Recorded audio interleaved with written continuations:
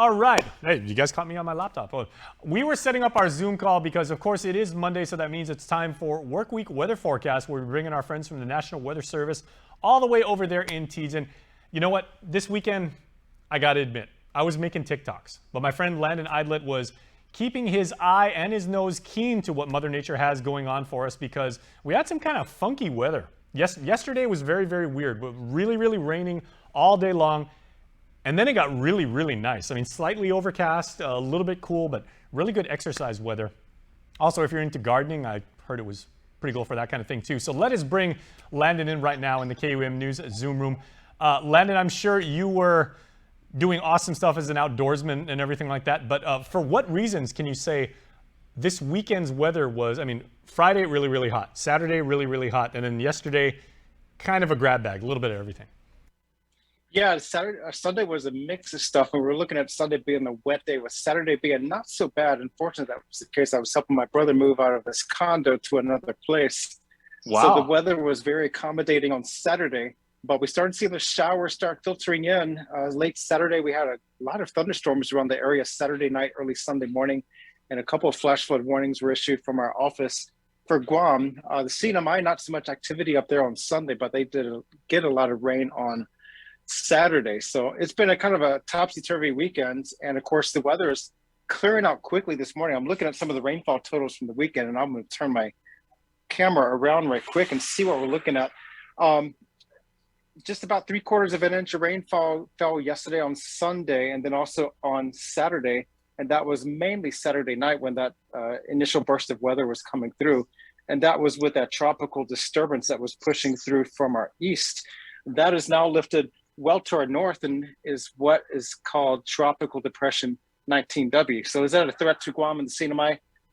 Absolutely not. However, anybody on Iwo Toe Islands, they will have to be watching that. It's going to be making a beeline straight for that Japanese island up there, well to our northwest. But that is the tropical depression right there, 19W, the 19th tropical cyclone of the year on the western North Pacific, which we're also following over the weekend, that super typhoon Noru that bulldozed over into the Philippines. That has cleared the Philippines, the northern Philippines, as of this morning, and continues to track across the South China Sea, moving westward toward Vietnam. So that is the big story in the western Pacific these last couple of days. So we were spared for the most part. A lot of the heaviest showers, they kind of fizzled on approach on Sunday, with the heaviest band of the monsoon action going just to our east and moving northward. And then it dissipated, and then we had another band set up to our west.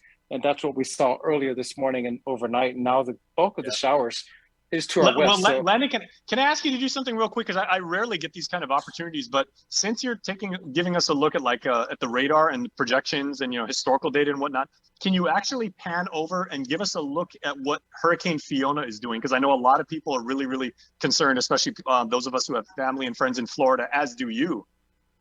Well, definitely. I do not have that on the satellite, but let me go to some of my other information over here. I'm going to pull up the Atlantic map, but we are watching Ian. That is the one going up toward Cuba, far western Cuba, and then into the Gulf. And so we are watching that. The Weather Service folks are communicating that very heavily in the southeast states right now. So they are looking at a landfalling hurricane in the coming days later this week. And so that's something of concern for them. They are expecting some rapid intensification once it passes near Cuba and then on into the Gulf, but then some weakening before it makes its landfall into Florida. So that's the good news for them. But we're going to come right back over here to 19W. And again, that is no threat to us. Very weak wind field. It's just a tropical depression. Should be a tropical storm probably later this afternoon once it meets that threshold of 39 miles per hour sustained, and then it shows some gradual intensification as it moves northward into the North Pacific and avoiding Japan. So that's the good news. They just took another hit in southwestern Japan a couple weeks ago. Also, the Korean Peninsula took a hit, and Shanghai took another hit. So we've had a lot of tropical weather in the region, but fortunately, very slow in the Marianas region as well as Western Micronesia. And something I do want to show you while we're on the topic of tropical weather, this was our tropical season in 2020. That was our first of our 3-year La Nina pattern. We're in the third year right now of La Nina. And we always tell people that, you know, most of the activity forms west and northwest of Guam. Guam's right here in the map. Very slow year. Most of the action develops in this blue box. It's a La Nina Genesis box, whereas the El Nino box is farther to the east. So when we think about major typhoons hitting Guam, 2015, also 1997, those were El Nino years. What did that look like? Well, this is 2020. Let's go back to 2015. Boom. Whoa. That was a super busy year. That was a strong El Nino. And you think back, we had Tropical Storm Bobby move through the region in March 15th of 2015. We had Typhoon Dolphin on May 15th, 2015. U2 was 2018, but that was a weak El Nino year. But Typhoon Pseudolore, okay. that was, 2018. Typhoon Pseudolore, that was August of 2015. Pseudolore, that's the one I was thinking of, yeah. Yeah, that's ravaged the island of Saipan, but also Tropical Storm Chanhome that wrecked our 4th of July activity here on the islands. So a very busy year in 2015, but what are we looking at so far this year? Well, this is 2022 so far. Very slow. It looks very much like 2020, a typical La Nina year with all the activity to our west and northwest. So we've been very fortunate, but will that continue for a 4th year? That's very hard to say, and most indications suggest we may go back towards INSO neutral pattern, possibly even an El Nino. That's still too soon to say. And Landon, correct me if I'm wrong, but I believe it was Typhoon Pseudolore, like when you said like back in 2015. Is that the one that was so strong that it actually, like your installation up there in Saipan, the winds were actually so fast that it actually knocked out the instruments that are meant to measure wind speed? Yeah, I don't know if it was Pseudolore. It was one of those. It was either Pseudolore or U2, but it folded down our tower. It was folded down right on the ground. It was incredible to see the damage of that sensor, how it can just topple a steel pole. So that was an eye-opening experience for many people, a benchmark storm for the CNMI. And that's what we have to tell people to plan and communicate. Be ready for this. And again, it's still September, so National Preparedness Month, and I'm going to turn my camera around just to show you a quick look at U2. And that was the storm in all its glory. Oh, there we go. Right there. That was U2 as it was making its approach to Tinian and Saipan. So this is something we do not want to see, but we always have to be prepared for. That was, again, Super Typhoon U2 in 2018.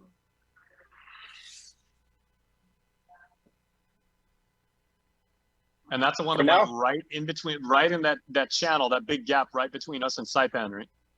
Yeah, we're right between, right over Tinian, grazed southern half of Saipan with peak conditions of that super typhoon. So that's a worst case scenario for us, really, by all indications. But do we expect that this year? Not necessarily, but we always have to be prepared for it. And so we always communicate maximum preparedness, always keep an eye to the sky and watch local weather forecasts, especially for anything that develops across central Micronesia. Okay, and then real quick again, Landon, because I'm a professional idiot, right? And I think I've asked you this a couple years ago, but is there nothing that science and technology has been able to invent over the years? So when these big, catastrophic grade storms are forming and everything like that, is there nothing that science can do to say, like in the movies, right? Like they say they go out and they ignite like a depth charge or something like at the bottom of it, or can you do something with sound or with with sonar, with radar and anything like that to actually disrupt the storm before it goes in and damages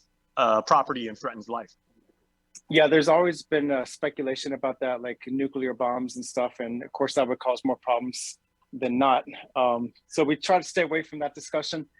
There has been research with cloud seeding and weather modification, but when it comes to the broad scale of nature, it's so much more you have to overcome. Man is very small when it comes to the magnificence of nature. And so The best bet, be prepared. Mitigate your risks to vulnerabilities and potential losses. Well, you are someone who has dedicated literally your life to studying, the awesome impacts of nature and everything. And sometimes you said, the only thing I can do as a human is just prepare and, let it happen. And then if things go wrong, we'll rebuild. Absolutely. Yeah. Okay. So I know you have a big event coming up tomorrow. Speaking of building and and rebuilding and everything, you've been putting together a very, very informative forum that I want to give you a couple minutes and kind of talk about it, because some wonderful information will be disseminated by you and your very talented staff. Yeah, one thing that we want to do, and we reach out to the community, we are hosting a media workshop tomorrow. And so not just for the media, but also the entities that serve in the Joint Information Center during a tropical cyclone event.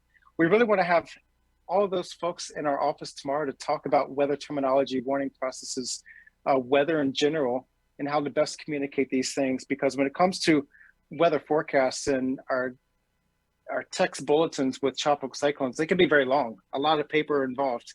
And so how do you decipher that information? So we want to work with our communicators, because you all in the media and the JIC, y'all are our voice. And so like a three-legged stool, if one of those legs are missing, it topples. And so the media is one leg, Homeland Security is the second leg, and the Weather Service is that third leg. So we are all in this like a tight, close-knit family.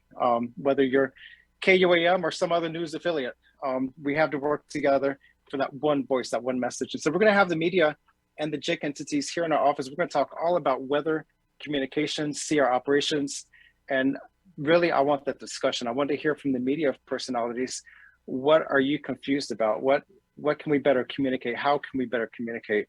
And so it's going to be a two-way conversation. I very much look forward to having this. It's the first one we've had in about almost a decade. So it's going to be a long time coming. Very nice. I know my staff were really looking forward to participating in that. So we're going to do like a story on that, let everybody know like what comes out of it. But certainly it's going to be nothing but good things, because you guys always cover all your bases. Well, we hope so. And we want to hear that feedback, the comments, the good stuff and the bad stuff, because that helps shape our communications, our services to the public, because we are public servants and we are here to protect your life and property and help you make the best decisions when nature does whatever nature does. All right. Well, Landon, again, you're a public servant. You're a very, very good one. So we thank you for your time here serving the public and getting the word out about the weather. Absolutely. Thank you very much, Jason, for giving us a voice. For sure, man. Okay, I'm a public servant too, so I got to tell you guys what is coming up tomorrow for Candidate Conversations, because scheduled to appear more of your potential senatorial candidates, because joining me on the KUM couch tomorrow will be Ken Leon-Guerrero. We only got two tomorrow, all right, and Roy Kanata. So Roy and Ken will be joining me tomorrow representing the Democrat Party and the Republicans, respectively. So make sure to join in, won't you, and let us know your comments, your thoughts, and your feedback for these two Guamanians that are running for public office. All right, that is going to do it for our show today. I'm going to try and catch what's left of the second half, because I know the Niners are traveling to Mile High. They are playing Russell Wilson in his new digs up there as a quarterback for the Denver Broncos. So enjoy lunch, enjoy the game, enjoy the rest of your day. I'll see you tomorrow.